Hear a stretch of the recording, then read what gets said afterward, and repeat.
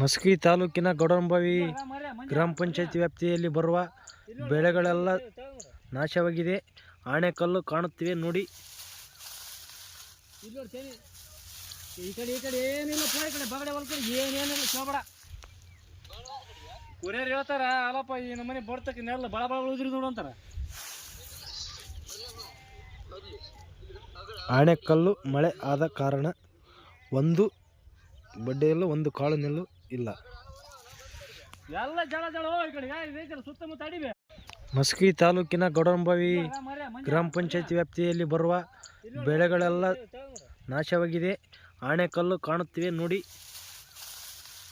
ಈ ಕಡೆ ಏನಿಲ್ಲ, ಪುರ ಈ ಕಡೆ ಬಗಡೆ ಹೊಲ್ಕಡೆ ಏನೇನಿಲ್ಲ, ಶೋಬಡ